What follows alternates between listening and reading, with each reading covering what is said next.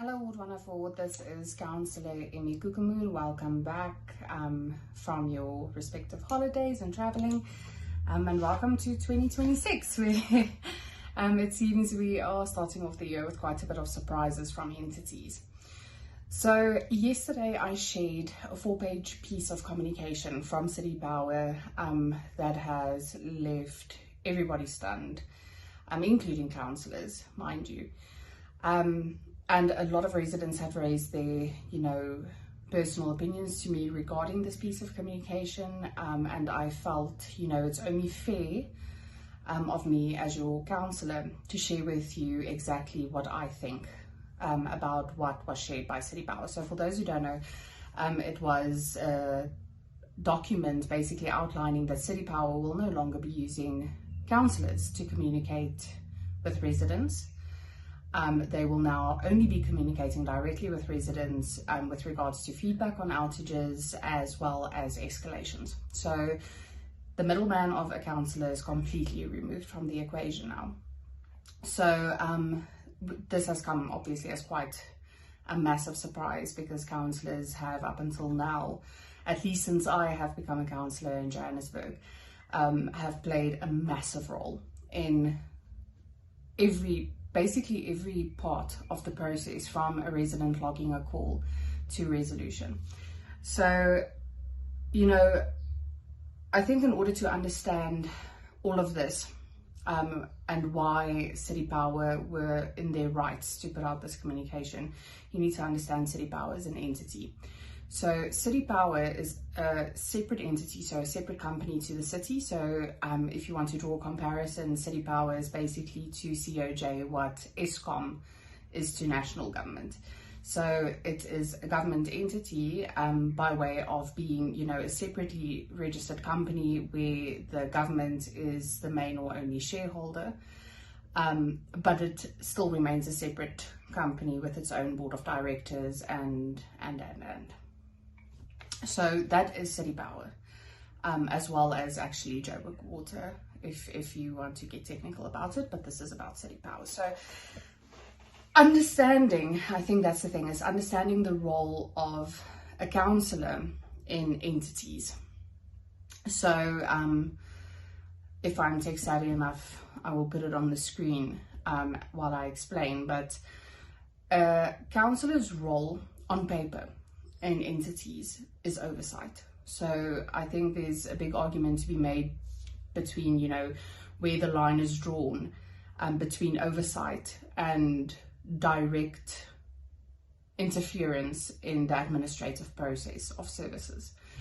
I think there's an argument to be made about where that line is, but councillors have oversight over entities. So councillors scrutinize documents, look at their processes. We are legislators, not administrators. And we basically say, okay, City Power, this is where you're busy going wrong, fix this. Or we bring in motions to change policies or whatever the case may be.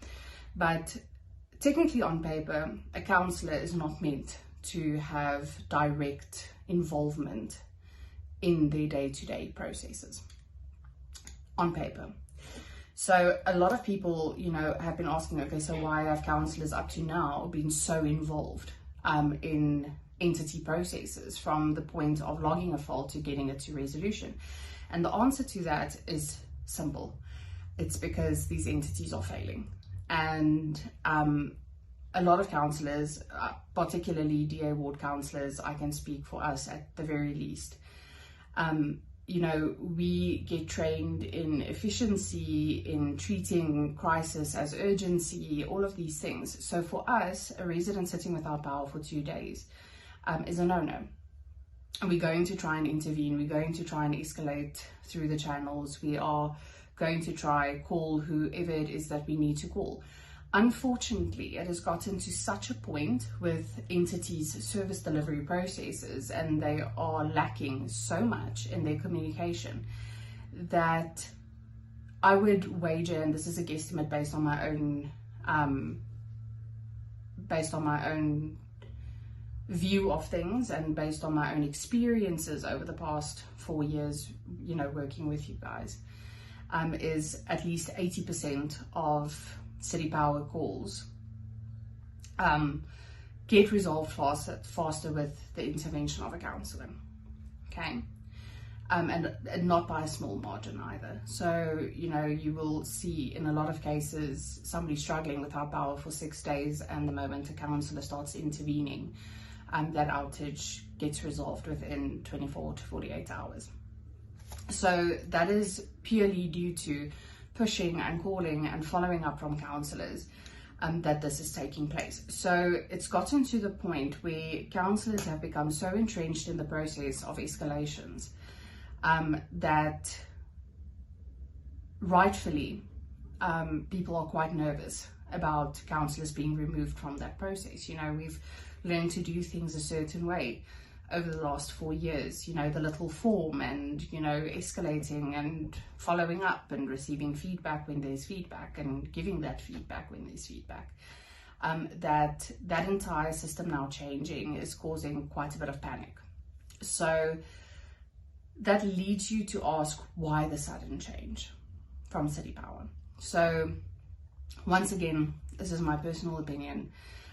This is my view on things. It could be entirely wrong. I'm hoping it is. But I see this as nothing more than a political ploy. So the reason why I say this is there is no way I can see that City Power has improved their communication strategy so well over the last 24 hours or over the last week that would warrant this level of shift. So my personal opinion on this, and it might be a little bit biased, but I feel that the current administration has picked up that, you know, even our worst ward councillors can go toe to toe with their absolute best and still outshine them when it comes to service delivery, feedback, entity escalations, building relationships with those entities even.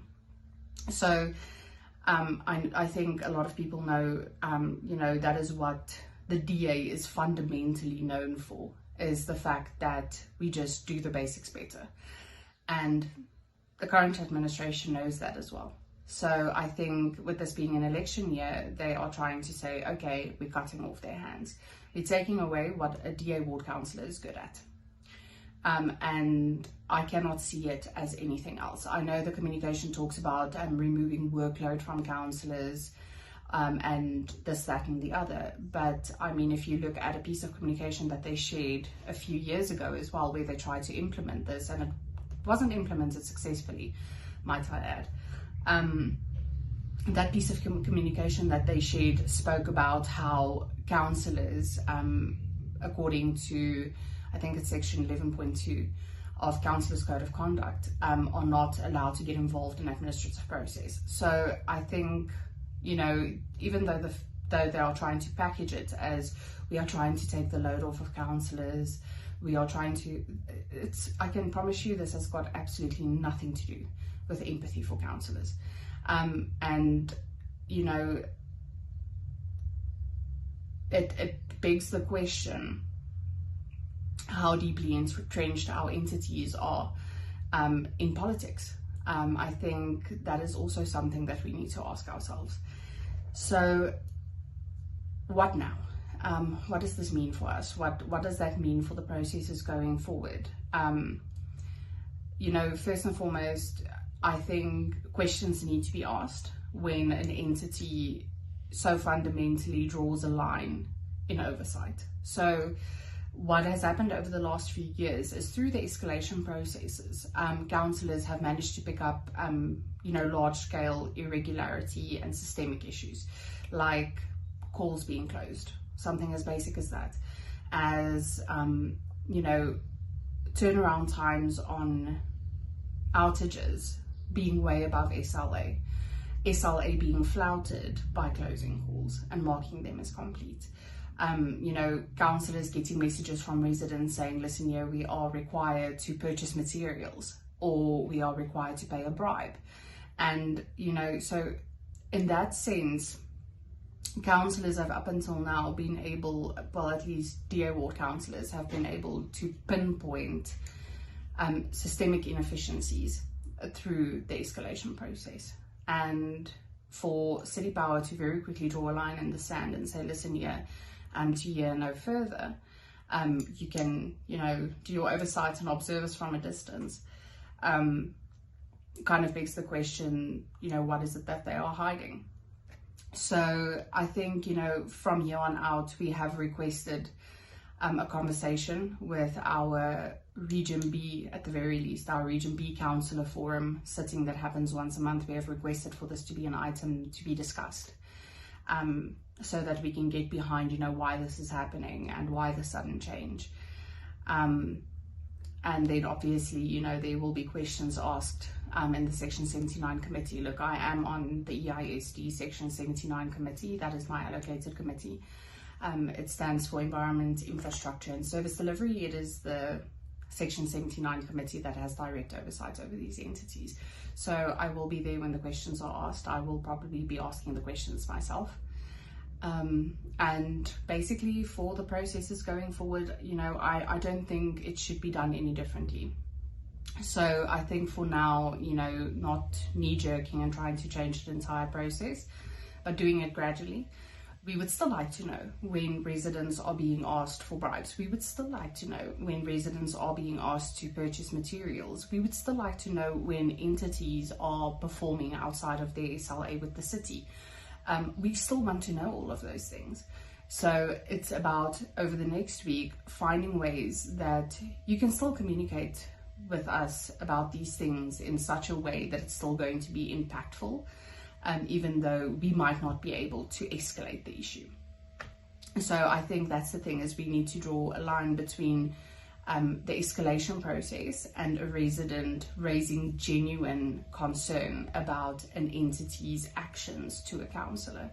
I think we need to draw a line between that. I think there is still very much a space for that. Even though we might not be able to escalate and receive feedback or any of those things, you as a resident is going to become pivotal in communicating with councillors to point out inefficiencies in the way that entities do things. So that is basically from me. That is my personal opinion on what is busy happening. I have to be brutally honest, I was completely stumped and flabbergasted. I mean, I came into a city of Johannesburg where the only processes I knew were councillors being directly involved in the escalation process. I did not know a time before that. Some councillors that have served longer than I have in COJ might know a time before WhatsApp where the system worked completely differently and councillors weren't as entrenched in the process. But I mean, for a lot of us as councillors, this is all we know. So, trying to pave a way forward, I think all we can ask is please be patient with us while we try and navigate how this is going to look. And then, we'll play it by ear. I think let's continue communicating with each other. Let's not knee-jerk. Let's see where this goes. Let's give them the opportunity. Like I said, they've tried this before. It failed before. I think it took them a whole of 2 weeks the previous time to realize how much burden councillors remove from their shoulders. And this is only in terms of volume of communication received. We channel a lot of escalations where we try, and funnel it, or we group it together and say, okay, this is one outage, this is a different outage. And sometimes that is quite necessary, especially when team leaders don't even know which MSSs feed which areas, but your councillors do. So I think, the anxiety is warranted, but please know this is not by any means councillors saying, we're going to completely take our hands off of this and go and relax by the seaside. We are quite taken aback by this. We did not see this coming. We were not taken into confidence before this communication was shared. We found out at exactly the same time as you did. So please be patient with us over the next week, and thank you for your continued support. Have a lovely 2026.